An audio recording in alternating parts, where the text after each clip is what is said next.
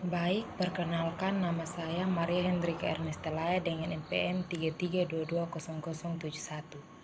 Di sini saya akan menjelaskan tentang kelebihan dan kekurangan dari jenis-jenis penilaian, di mana ada 3 jenis penilaian. Yang pertama itu aspek sikap, yang kedua aspek pengetahuan, dan yang ketiga aspek keterampilan.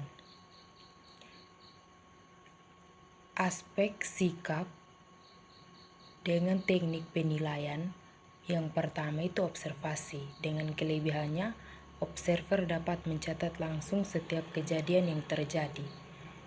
Dengan kekurangannya, penilaian bersifat subjektif, memungkinkan ketidakwajaran apabila yang diobservasi mengetahui bahwa sedang diobservasi. Yang kedua, penilaian diri. Kelebihannya melatih kejujuran siswa ketika mengemukakan kelebihan dan kekurangannya pada dirinya sendiri. Dengan kekurangannya, penilaian bersifat subjektif, kemungkinan dalam pengisiannya tidak sesuai dengan kemampuan. Yang ketiga, ada penilaian antar teman.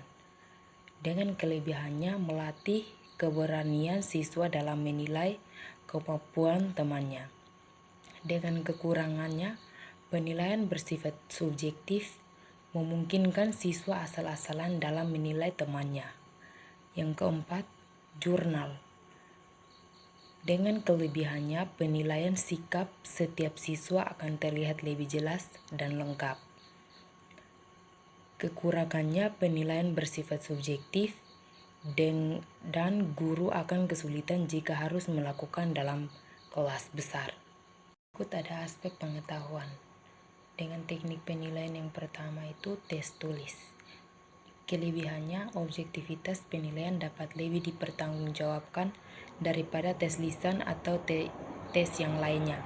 Yang kedua, psikologis mahasiswa akan lebih bebas dan tidak terikat. Yang ketiga, dapat mengukur kemampuan sejumlah siswa dalam tempat yang berbeda dan dalam waktu yang sama. Dengan kekurangannya, kekhawatiran siswa dapat melakukan kecurangan atau menyontek.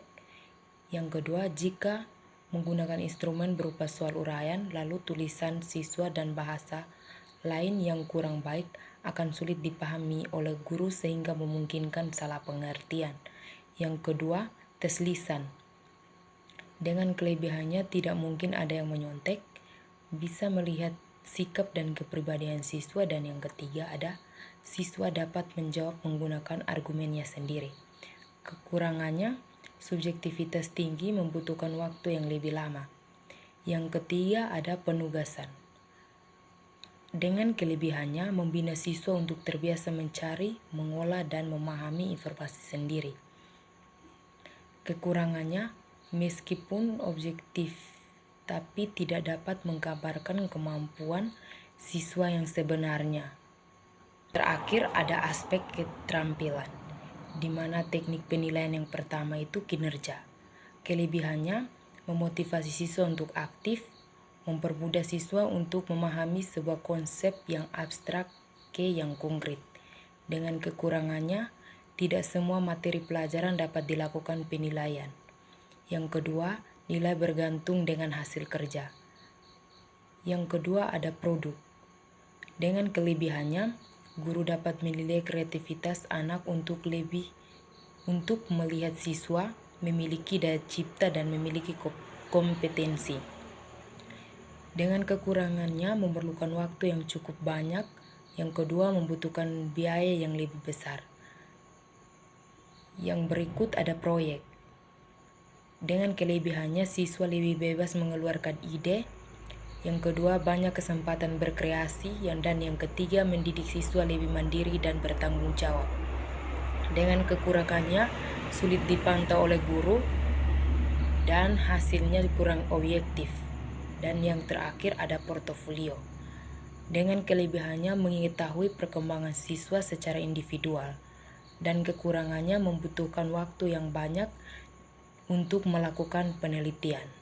Inilah penjelasan dari saya. Terima kasih.